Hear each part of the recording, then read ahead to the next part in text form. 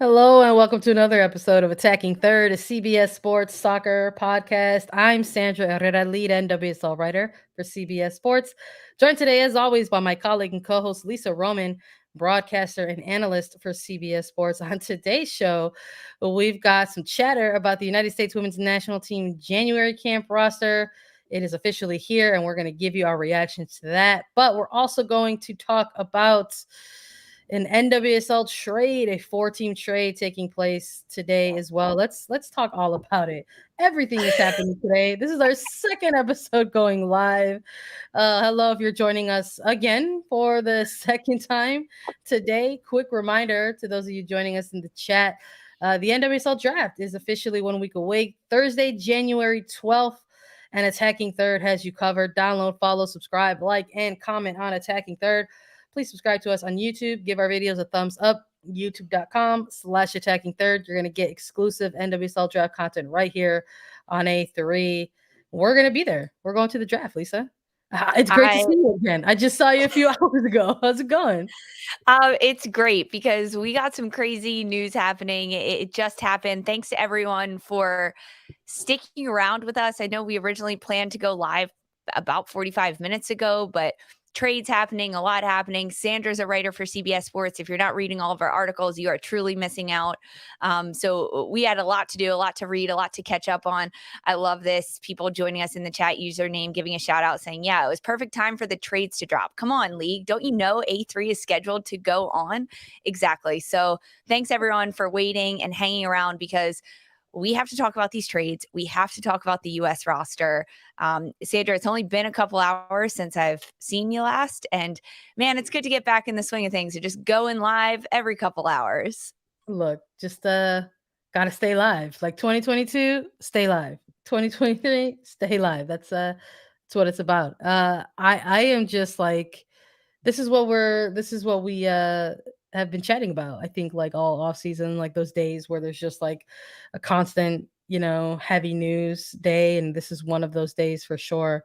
We started off this morning celebrating, a week out from the NWSL draft, talking a little bit about the current players who are registered, talking about some of those players who we think might be the top prospects to go in that first round. And maybe that is the transition in our discussion for this trade that took place, because this trade, let's get into it. It was ultimately a 4-team trade. Angel City, Portland Thorns, Gotham FC, Orlando Pride, all the teams involved in this trade, and a combination of allocation money, draft picks, a player, were all involved in the movement. It started with a series of steps. Trade took place between Angel City and Portland Thorns. Portland acquiring Angel City's number 5 pick in the 2023 NWSL draft and second round pick in the 2024 draft in exchange for midfielder Yasmine Ryan and $20,000 in allocation money. And then Angel City then made a trade with Gotham FC, $250,000 in allocation money to Gotham in exchange for Gotham FC's number 1 pick. And then Gotham went ahead and sent $350,000 in allocation money and their 2024 fourth round pick to Orlando Pride in exchange for the Pride's 2023 second pick overall in the 2023 draft, and additional contingencies perhaps around some of these trades, because the reporting around these trades before Angel City made their official announcements, the LA Times reporting that part of Angel City's ambition to get this number 1 draft pick is with intent to ultimately select Alyssa Thompson, who we spoke about a little bit earlier in this episode, in a previous episode, in our wish list episode for the United States Women's National Team roster drop. But yeah, the 18-year-old high school senior, first ever high schooler to sign an NIL deal with Nike, and had previously verbally committed to Stanford, and is actually currently not registered for the 2023 NWSL draft. So I think there's some question marks, and I think folks wondering if perhaps this is a trade that was done with contingencies in place, which is why the official trade is for the player rights to Yasmine Ryan. So I think the intent is for Angel City is to have Thompson register and declare for the draft, and then be able to select her number 1 overall. And if she, for whatever reason, does not make that decision to go pro, will we actually see Yasmine Ryan play with Gotham? I don't know. I think this is the next step, I think, for us to take a look at here. I can't help but laugh because this trade, I mean, even listening to you You're like, it's verbalize it bananas. out, it is bananas. It is bananas. 4 teams involved: Portland Thorns, Angel City, Gotham FC, Orlando Pride. So many moving parts, and it all broke within the matter of minutes, essentially at the exact same time. And then as these teams put out their statements in reaction to all these trades, it's clear that Angel City had this in the works for a while. They knew what they wanted. They wanted the number 1 overall draft pick in the 2023 NWSL Draft. They knew that Gotham held that spot. Even a couple hours ago, Sandra, you and I talking about the draft order and how 7 days out from the draft, it's going to change a number of times. And already we've got one of the biggest changes, because now Angel City is sitting pretty at the top of the draft order, number 1 in the first round. And as you mentioned, Angel City reportedly has their eyes on Alyssa Thompson, the 18-year-old that has an incredibly prolific career ahead of her. She broke her way into the senior women's national team most recently in November when US played against Germany in a pair of friendlies. But this is a player that's been competing with players much older than her essentially the entire time she's been playing soccer. At the age of 13, she was already playing with players 4 years older than her. Most recently, she's at 17 years old. She was with the U19 boys team in the MLS Next League, the only female player in the league playing with boys, and they're a couple years older than her. This is a player that's ready for the NWSL. And now with the new draft rules in place in the league saying that 18-year-olds can enter the draft, just with little asterisks next to that, giving them a little bit of details about how they have to do that, how the contract needs to happen. But this is a player that I think is ready to make her move into the next level in the NWSL, play professionally. But the biggest bombshell, she's not registered yet. And the league released their newest registration list today. Between our first episode and our second episode, they released that next wave of players that have been registered, and Alyssa Thompson's name's still not on it. So that's the next piece of news I'm waiting to happen. When will Alyssa Thompson register? When will her name be released? Because I think if Angel City does get a forward like Alyssa Thompson, it could be incredible for the future of Angel City, right? And maybe not this year specifically. I mean, I think she'll make an impact, but how she grows with 1 year under her belt, 2 years under her belt, especially at a club like Angel City that's putting such a commitment on its players, on its front office, on its staff, on its commitment to professionalism and leadership in the league. But we have to talk about the trickle down of all of this trade that happened, because ultimately Orlando Pride ends up with a hefty sum of money at the end of it, $350,000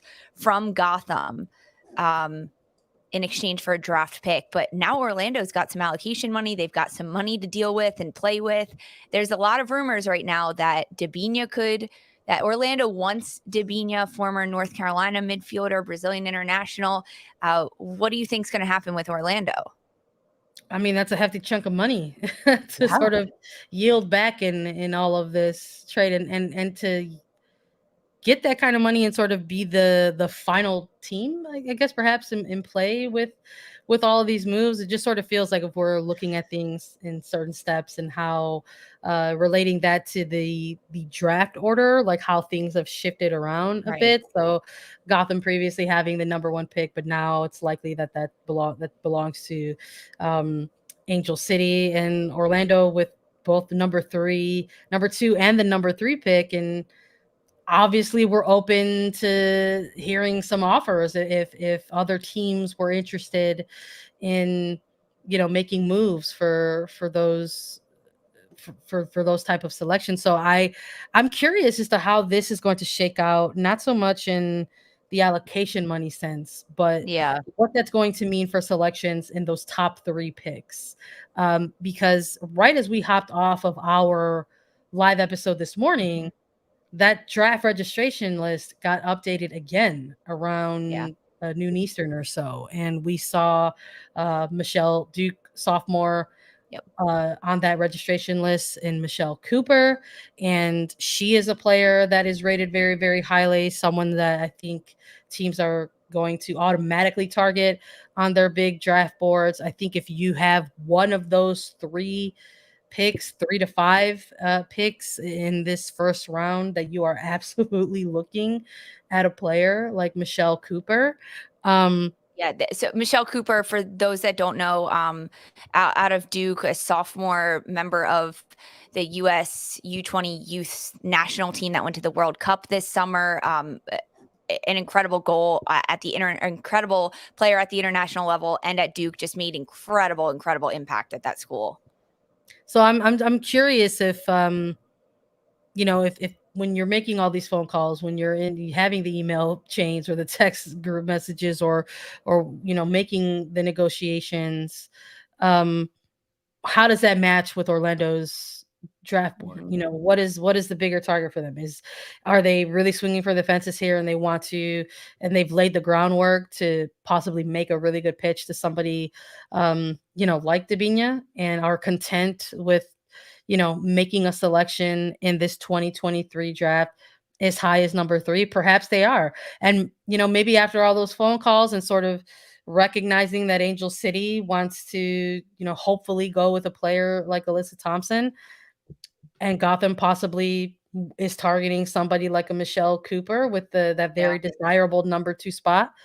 Does that mean Orlando Pride are content with maybe looking elsewhere for, at the different prospects in line for this draft, in light of possibly, being a key player in the Debinha sweepstakes, right? I'm not too sure. I mean, there's been a lot. I think there's been a lot of teams that have been tossed around. She was tied to Arsenal at one point. I mean, Chelsea now has a lot of money themselves after making a big deal with Beth England and Tottenham. And so, I mean, listen, I think there's happens to be a good chunk of money out there on both sides of the pond. And I think that really just depends on what a player like Debinha is looking for, where she wants to go. But I think for both you and I, when this trade dropped and we saw that really big chunk of money, where we were curious as to where it would go. Or, I mean, if that doesn't necessarily mean that chunk of money could go towards, one player signing. I mean, they recently, the Pride recently announced that, Martha re-signed with them as well. She was another free agent that they wanted, to make sure stood with the Pride, and allocation money was utilized as part of that process. So, I mean, we'll see. We won't know until we know, right? The funny thing about this is it's like, it almost sort of feels like you got to have that one trade that really sort of kicks off the kind of draft week madness. And perhaps this is that trade, and we might continue to see some, additional things, some more shoes drop off their feet along the way. Yeah. I mean, I think that if anything, Debinha is in the greatest position right now. I just hope that her agents and she are making really good negotiations, because as you mentioned, Chelsea's got some money, Tottenham's got some money to play with. These are all clubs, Arsenal, that want her. And now if Orlando really does want her and they can make a case for her, and this $350,000 coming in can help push that over the edge, like, that's fantastic. I mean, Debinha is sitting pretty at this point, right? She has owned this free agency like no other player in this league, because she's been in the conversation. She's been in the headlines since day one as the biggest free agency player on this list. As there were other giant free agents, but a lot of them made moves and made trades early on. And Debinha has said that she's not returning to North Carolina, but she hasn't announced where she's going yet. And this is a moment where she can just really pick and choose exactly what she wants. And that's the beauty of free agency. I'm going to be honest. It really is. But just imagine for 1 second, Sandra, if Orlando does get Debinha, and now Orlando under Seb Hines, who we saw what he could do last year with just a few games with this Orlando side. Now he's got Marta back, signed to a 2-year contract, and you add Debinha into that midfield. Holy cow. think of that. Marta and Debinha playing for a club on the same team in the NWSL. I mean, it'll change some things, it'll change some things dramatically, I think. Catch me wearing some purple next year. It'll change some things dramatically, for that's for sure. But I think, we can ask similar questions of players involved in this trade, for other teams. I mean, Angel City spending the money essentially spending like over $400,000 in allocation money to ensure that they are in that number one spot, in a prime position to select Alyssa Thompson again if she does, um, register and declare herself eligible for the draft. How does this player fit into Angel City? How is Freya Kuhn going to utilize this player? What does that mean? What does that look like? Yasmine Ryan for the Thorns. My goodness, this was a player that we couldn't stop talking about. Yeah. Once the 2022 regular season hit that second half window, we could not stop talking about Yasmine Ryan. I mean, what she was doing and how she was producing for Portland Thorns FC. I mean, my goodness, all the way to a start in the NWSL Championship final. Absolute breakout type of year for this player, and to potentially now be with Gotham. As we're starting to see some of the new show. We've seen releases now from Angel City. We've seen releases from Gotham FC. I think that's a pretty good indicator that things are going to actually pan out the way they have been reported already. But Gotham and Angel City talking about how Yasmine Ryan is going to be in Jersey. I think that's a huge piece, and that's a huge get for Gotham. That is a massive get for Gotham to get midfielder Yasmine Ryan. This is a player that was drafted in 2021 and had like an okay season in Portland in 2021. Didn't get the minutes that she deserved, solely because she was sitting behind so many great midfielders in front of her. But then when there were times where she got minutes and she was able to prove herself, we saw that in 2021. We saw glimpses of Ryan being able to do that with the Thorns. Then in 2022, as you mentioned, halfway through the season, it became the Yasmine Ryan show, and they couldn't take her off the field. And that is how players develop. That's how they come to take over starting spots, because you can only play 11 on a field. And if someone's doing great, are they actually outperforming someone on the pitch? And we saw Yasmine Ryan outperform other players at Portland and work her way up with Portland, get that starting role, and then work her way to a team like Gotham. And when you look at this Gotham side, what they struggled to do last year, they broke down a lot. They had a lot of missing pieces on that team, despite having good, talented players.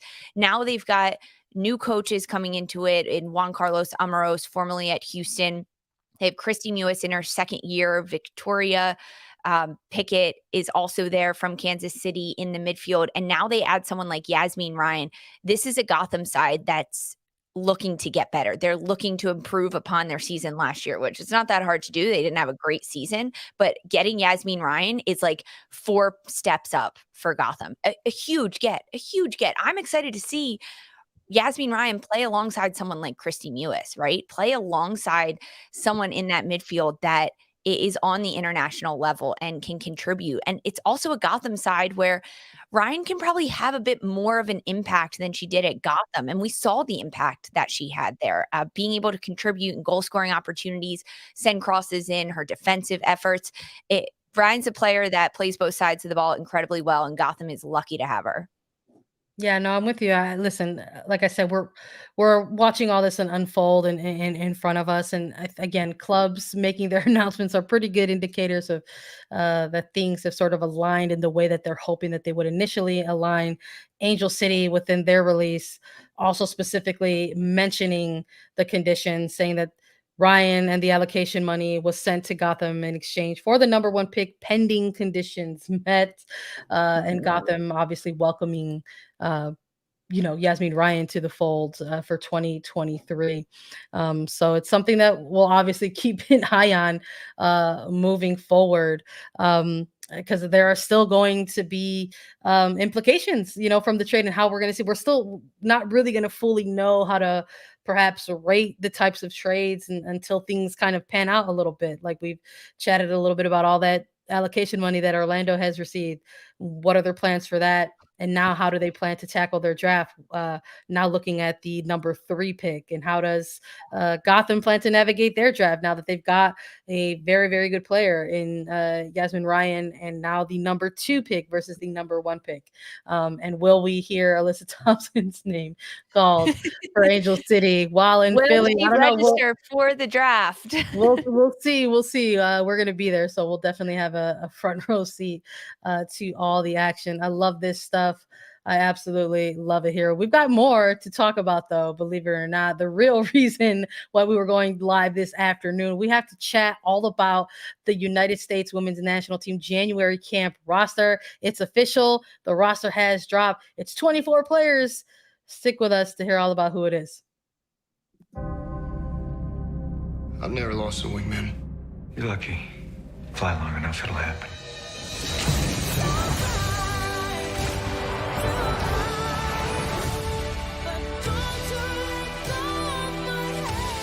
It's been an honor flying with you.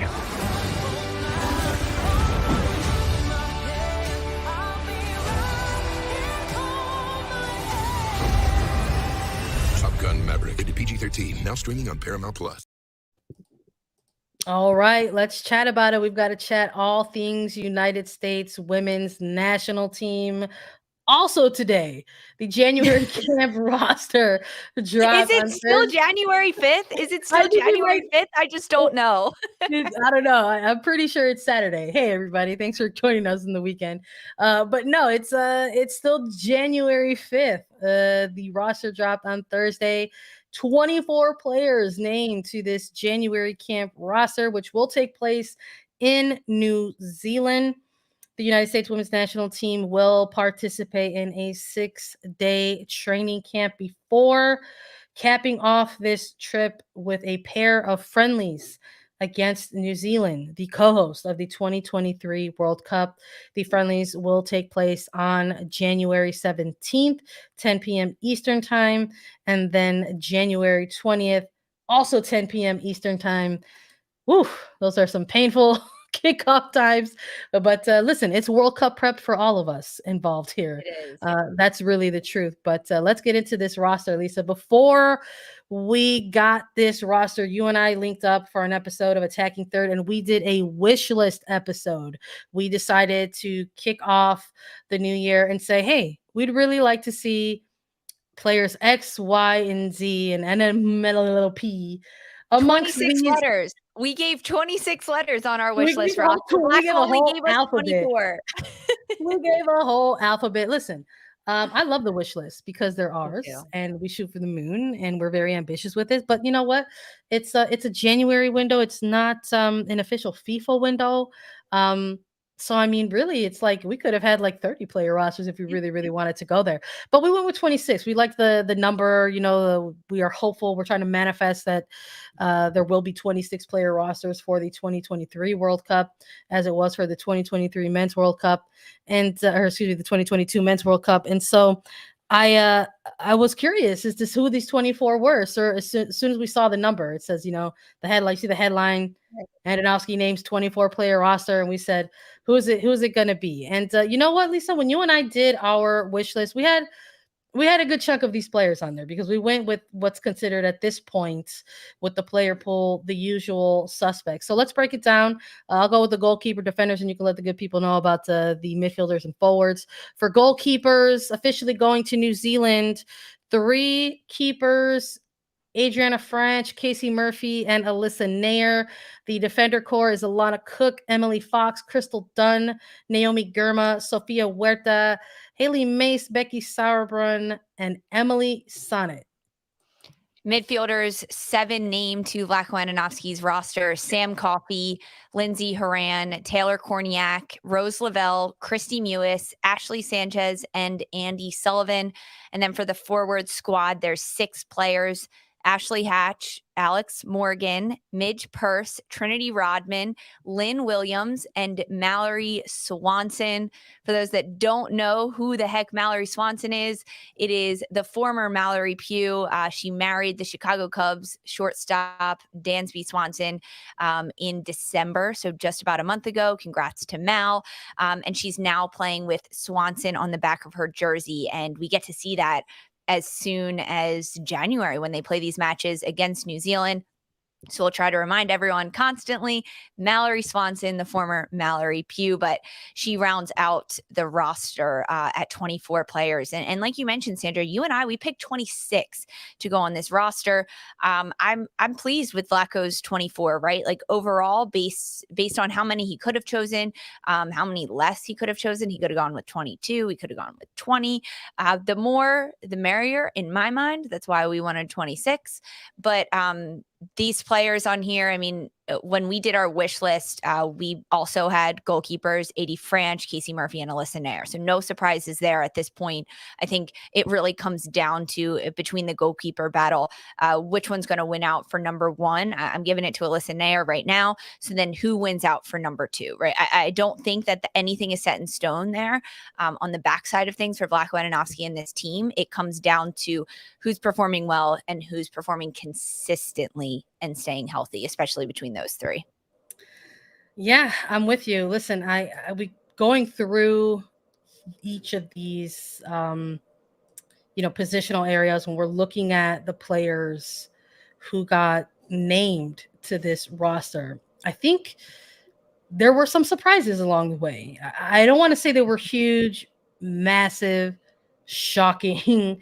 There's no one that we haven't seen before, right? Over the last, exactly, precisely. Over the last year to 18 months, there's nothing too shocking in terms of the names that are either absent or B included, back into the fold. So maybe let's talk about some of the things that surprised us, within this roster. I mentioned before we started talking about this official drop how the January camp, it's outside of a particular window. So what does that mean for players who are playing overseas or participating in mid-season of things or preseason of in other areas?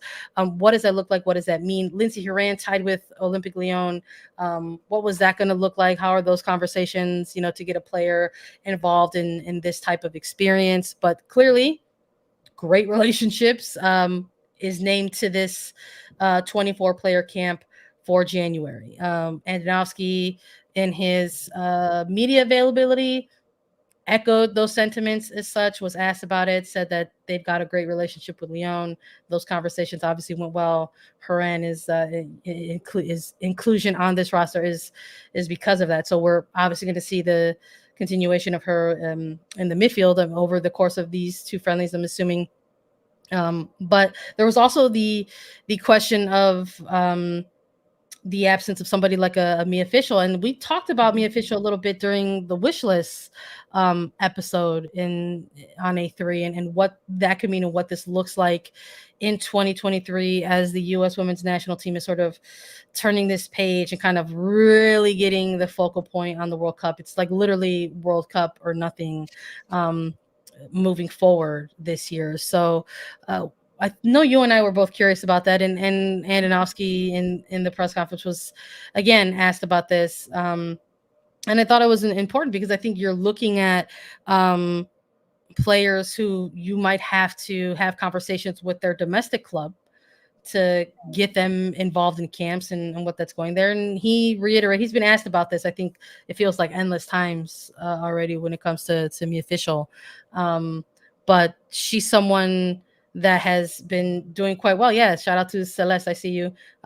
Yeah, I agree. Mia should have been called up a while ago. I think I'm looking at this and just sort of what you hear coming out of the press conferences and then sort of looking at the players' performances, you just sort of feels like a little bit of a disconnect. But Andonovski is adamant argument that they're still keeping tabs on a player like Fischel, and that conversations are still being had. I just sort of feel like with this current timeline, and Lisa, this is something that you and I chatted about in that previous episode on the wish list, was with there being now 6 months building up to the World Cup, that maybe the combination of the timeline or the timing ahead of the World Cup is we're possibly not going to see a Mia Fischel in these U.S. women's national team camps. And that absolutely, like, it kind of blows my mind. I don't know how you look at a player like Mia Fischel and sort of see the 2022 campaign that she put together. She was the global leading goal scorer. And then sort of have the argument that you're just sort of keeping conversations and sort of keeping tabs on her performances. And, we saw a very young player in Alyssa Thompson get called into national team camps towards the end of the 2022 season. And these weren't just any regular national team camps. We're talking about getting Big invited ones. to go to Europe and go again and get a look at top tier competition. So it's there's a disconnect for me, I think. And I'm hopeful. I'm hopeful for Mia Fischel to eventually make her national team debut. But obviously, as the months go by, as the week goes by, I'm getting more and more deterred by that, and that we'll see it before a World Cup. Yeah, I mean, I think you said that perfectly, because we are now 5 months out, right? We were having these conversations, you and I, on Attacking Third, the media with Vlatko Andonovski, apparently Vlatko Andonovski with Mia Fischel, from what he says, months ago, about her performance in Mexico and what she's been able to do in that domestic league, and how she's been able to perform at a very high level, scoring goals at an incredible clip, and staying consistent. Well, you and I have been talking about it. Everyone's been talking about it from what I can see. And the fact that we are now 5 months out from the World Cup, and she's still not in these conversations, I guess, enough with Vlatko Andonovski, or not in the front of his mind enough to be called in to get looks, whether it was in October, whether it was in November, and now it didn't happen in January. And at this point, if I'm forgetting about the individual names and the individual players, and I'm just looking at my team, my nation going to a World Cup tournament, I don't want there to be so many drastic changes within 3 months of the World Cup, within 4 months of the World Cup. I don't. Whether that's big players coming back from injury that just haven't been playing enough, whether it's new players getting integrated in, that's something that the closer we get to the World Cup, the harder it is to shake it up. He had those opportunities to bring in Mia Fischel, and he did not do that. Vlatko Andonovski did not do that. She's an incredible player. I think she could make a difference on this team. I think that she would contribute, and it would be incredible to watch her play in the front line alongside someone like a Sophia Smith or a Mallory Pugh, even an Alex Morgan. Like, I think that would be really beneficial for the United States, but it didn't happen. And I don't foresee it happening. Vlatko Andonovski kind of alluded to that as well, that the roster that we're getting right now is probably going to stay consistent moving forward, barring some of the injured players that are missing from this roster or working their way back consistently. I'm hoping that as soon as the World Cup is done in the end of August, Mia Fischel is right to the top of the conversation, right to the top of the list, and she can get in on next year and what can happen in the fall and everything that's to come for this team. It's a little crazy to think about how much she has been able to do and why she still hasn't been called up to a camp just to get a look, just to see what's out there. Yeah, no, it's you look at players and how they sort of navigate their careers and where those seasons eventually lead them to. We're talking about a player pool that has seen players split time, whether it's between NWSL or clubs in Europe, whether it's been women's Super League teams or French Division 1 teams. And that you have players in this larger pool that are no strangers to that, right? Having spent time in different areas of the globe pursuing their playing options. And it's just, Liga MX Femenil, is it a young league and young up and coming league still? Yeah, sure. But I don't think that negates all of the things and development that Mia Fischel has achieved while playing for Liga MX Femenino. I mean, you're talking 33 goals. That's a massive amount of goals. And I'm just not convinced that if Mia Fischel is scoring 33 goals in Sweden or 33 goals in France, that she's not getting a call up to some of these camps, especially in a 2022 where there was constant conversation about injury and player rotations and players having to come in and out because of those injuries and or players who are out on maternity leave. So I think it's going to be one of those elephants in the room. I think that people will constantly keep talking about, right, until it they see a player like Fischel. But I'm with you in terms of the timing of things, and that we might not see it before the World Cup. But who knows? Perhaps we'll see it post World Cup. Hey, you never know when we'll see it, if we'll see it. But talking about these surprising names, I know you mentioned Lindsay Horan, considering her club career and her club season's happening right now. There were a couple other names that were a little bit surprising to me. I didn't put them on my wish list. In particular, forward Ashley Hatch out of Washington Spirit. She was the 2021 Golden Boot winner.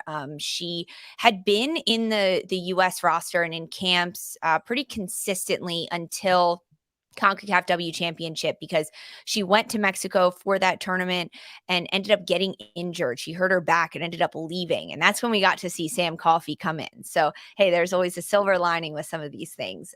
It's good to see Ashley Hatch has recovered. She's done rehabbing and she's back to be able to play full force. But I'm just surprised that she has made her way back into this roster at this point, considering at that point, it looked a little bit like a battle between Alex Morgan and Ashley Hatch. And Alex Morgan won that battle, in my mind, between two players that have similar styles, that can play alongside similar personnel. And Hatch was getting moments in games and minutes in games, but she wasn't, in those 15, 20 minutes, she wasn't blinding me with what she was able to do. It was a little lackluster, and perhaps it was because she was dealing with a bit of an injury. So I am excited to see her. She was a surprising name on this roster for me. Another one in this forward group, I'm also going to say it, Midge Purse out of New Jersey, New York, Gotham FC. This is a player that has been called in with Vlatko Andonovski. She's got 20 caps, 4 goals with the U.S. team, but towards the end of 2022, she was not performing consistently and at a high enough level that Vlatko Andonovski decided not to call her in again. And even with club at Gotham in the NWSL, she just wasn't scoring enough. It was just interesting to watch a player that went from, in 2021, being an outside back, being a forward, being an outside back. She was playing all these different roles, and it almost looked like she had a little bit more freedom because she could play all these different roles. And it was like, all right, we need you to score goals, go have fun. And now she's really settled into the front line at Gotham. The front line, she's being listed as a forward here with Vlatko Andonovski, despite having the background as a defender. And I just haven't seen Purse perform as high as I want someone as a forward on my World Cup roster team for the United States. Those are the other two names that shocked me a little bit, but you also have to look at injury and who's not back, and maybe they're taking the place of some of those players. No, I'm with you in terms of players. Those are two players who were maybe the surprise in terms of the inclusion on this list, especially because of with Purse specifically, and everything that we heard from the coaching staff about her further absence from the team. She was not part of those rosters, I believe, that closed out the 2022 calendar year for the United States women's national team. We didn't see her in Europe. We didn't see her against Germany, and it was interesting to see her name on this 24 player roster for me, because everything that Andonovski sort of implied with this was just that he wanted to see better form from Purse. And we heard from Purse in media availabilities during NWSL, and she referenced, the difficulties that she had throughout the year. Some of that, was dealing with injury. And the timing was also difficult for me to grasp, right? When Purse was ultimately sort of dismissed at that point. The timing was difficult for me to grasp because if the conversation is around form for a player, the window of opportunity to sort of allow this player to get back into form is pretty limited. We're talking about asking a player to go back to an NWSL club who at this point is well out of playoff consideration in the NWSL. Gotham was a team that struggled in 2022 in many areas. It wasn't just in the attacking areas in which they saw Mitch Purse along those lines. But the timing of it was really off for me because it's like you're asking this player to go back, and there's about a month or so left of regular season. Where is the development supposed to happen, and how is that supposed to continue for this player? And then you essentially roll that into an off season for these players, and now she's called back into this January camp. So I'm eager to see if maybe some time off has helped. I think time off is important for everybody out there. So not just, especially players. Physically, mentally, emotionally, it helps. It helps give a little reset and perhaps give you that recharge to say, you know what? They told me what I need to do. I know I didn't do it well enough before. Like, let's go punch him in the throat. Yeah, but we did have Hatch was one of those players I think that might have been absent from both of our wish lists as well. And so to see her inclusion on this too, I think that was also one of those like surprise names for us, whether it was a Purse or Hatch. So I guess my question to you is like, if we don't see these injuries to Sophia Smith or to Megan Rapinoe, and Sophia Smith is absent from this roster due to a foot injury. Vlatko Andonovski has said it is it's not a very drastic or serious injury, just needs some more time. Same with Megan Rapinoe, who's dealing with an ankle injury. So, Lisa, if we don't see these two forwards unavailable for this, do we see a Hatch and do we see a Purse available to go to New Zealand? No. If Sophia Smith is available to play and not injured, we don't see Midge Purse. If Megan Rapinoe is available and ready to play, we do not see Ashley Hatch. No, I think that it allows for the opportunity for Hatch and Purse to get into this camp. This is their shot, right? Prove that they deserve to be on this roster and kick out one of the other 6 names that are on there in those talks. And I'm including Sophia Smith and Megan Rapinoe in those conversations. Lisa getting ruthless. I'm here for it. Lisa Roman the ruthless. Roman's rants. We're going for it. You asked me a question, Sandra. I don't think so. I don't think so. But this is their opportunity, right? And clearly they're still in the conversations with Vlatko Andonovski, and they've done enough. They've done something to get in there. Otherwise, maybe it would have been Alyssa Thompson, right? Maybe he would have only done 23. So who knows? But I don't think so at this point. But you mentioned Sophia Smith, Megan Rapinoe, 2 players that are missing from this roster due to injury. I think that they're big holes to be missing at this point, but they're injured. They're not going to play. So we want them to get healthy. We want them to get better and recover. But without them, we talked a little bit about injury. We also saw the return of Lynn Williams and Emily Sonnet, 2 players that have been recovering from long-term injuries. They're both back on this roster. They were also both on yours and mine, our wish list rosters. I'm thrilled that Lynn Williams is on this roster. I am thrilled to see what she can do, how she's been working in the off season, how she's getting back and ready to play. I'm excited about the future of Lynn Williams and what she can contribute to this team. I'm with you 100%. Look, you and I are 2 people who've had the opportunity and the privilege to have Lynn Williams on this show as a guest. Have had interviews with her. I have absolutely missed watching Lynn Williams play soccer, and I am so amped that she is back and ready to go, apparently, in 2023. Was out nearly all of 2022 with a lingering hamstring injury, had to get some surgery, I believe, on that.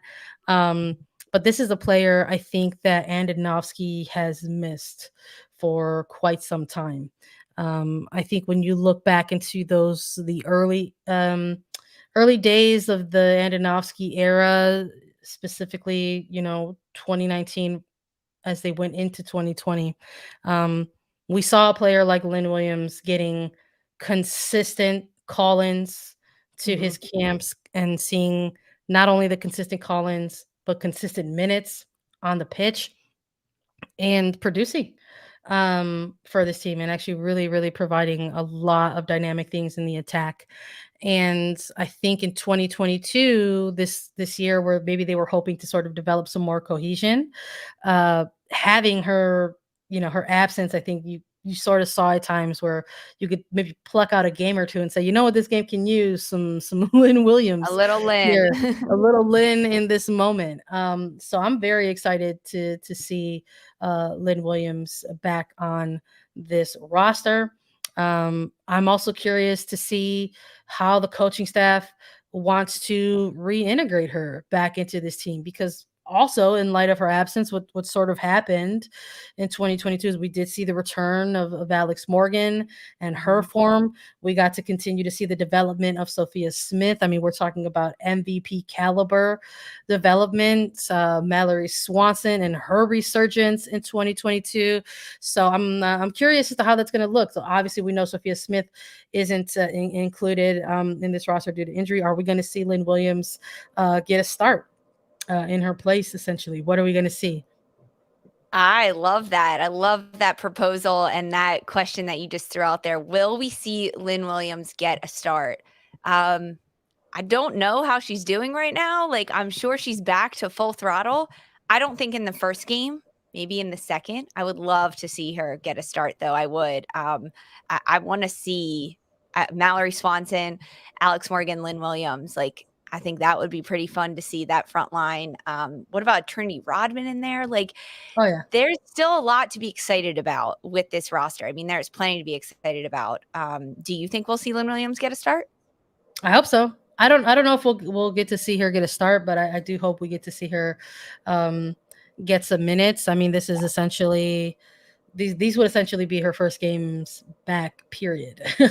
On a soccer pitch, since 2022. So I'm eager to see it, but I don't know if we will actually see a start, because that was a question mark that I had around somebody like Tierna Davidson in case she was going to be on this roster, and she was not. So Katarina Macario, Tierna Davidson, Kelly O'Hara, Samuels, these are players who are still absent from the national team. There were some small updates given on these players by Andonovski in his media availability. Said that Davidson and O'Hara were extremely close. Would assume that we are likely to see them for something like She Believes Cup. And he did mention Macario is also very close, reference the timeline of about 4 to 5 weeks for participation in like contact type of training. So we'll see. I guess we're going to really get a better idea of what this type of roster could look like with that when She Believes Cup rolls around in February. Yeah, I think She Believes Cup will have a little bit more weight with the roster that Vlatko Andonovski puts out there. Hopefully some time for Sophia Smith, Megan Rapinoe to recover and get back to full strength. But between yours and mine and our wish list rosters, we both had Katarina Macario listed with doubts that she would play, right? We were very honest with ourselves. We were like, she's not going to see the field, but we want her in camp. We want her in training with this team, but she's not at that point yet. And Vlatko Andonovski let people know that in the media availability that she can't do contact yet. So there's no point in bringing her in at this stage. Remember, he tried to wean Crystal Dunn back in, coming back from her maternity leave, and she was cleared for contact. She was cleared to play intensely, but she was not going to play in the games. So that's what I thought he was going to do with Kat Macario. That didn't happen. We'll see her hopefully in February. Tierna Davidson and Kelly O'Hara, we both had Davidson and O'Hara on our rosters with hopes that we would see Davidson. I mean, we talked about that ad nauseum, saying that the future of the center back role could be Tierna Davidson and Naomi Girma, and that's what I want to see. I was hoping we'd get a glimpse of it, or at least in practice they would get a glimpse of it themselves. Not going to happen this time around, and Sam US still not ready yet to return, still dealing with a really tough injury that she gave her a really big setback in 2022, just a lot of injuries. But I think that in what we have with Williams coming back. We talked about it. Sonnet coming back. Haley Mace also on this roster. I did not have her on my roster. You had her on yours. I think it's a good shout. The Kansas City current defender, midfielder. She's listed as a defender here. I think it's a good shout for Vlatko Andonovski. Strengthen up that back line. Why not? She's been playing well. Keep it going. Yeah, I think, listen, my inclusion for her during the wish list was just sort of one of those indicators. It's just kind of like, are we still in that window of time where we're waiting to see who is actually available and who is actually able to get a run out? So we saw a mix of that. This is, I think, that first round. We've seen a mix of that. We still have a handful of players who are close, but not quite there, and a couple of players who are making their return. I can't imagine how those players feel that are close but not quite yet, because I'm like jumping out of my shoes here. Yeah, I'm jumping out of my shoes and I'm not even involved.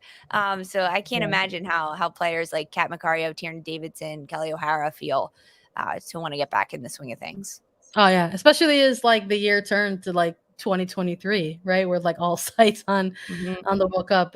Yeah, I would imagine that it's a little bit agonizing to still be out, but they're working their way back, and who knows, maybe when we do the previews for these upcoming matches, we'll have a little bit more information, and I'm sure we'll have some more fun about it, talking about who we actually think might get some starts or two in New Zealand with this roster. But that's all we've got for you today. Fingers crossed. Hopefully, we've been doing a lot of news coverage. There's still some daylight left. Well, actually, the sun has set here in Philadelphia now, but there's still time left for us to go live a third time today, Sandra. Don't hold out hope, everyone.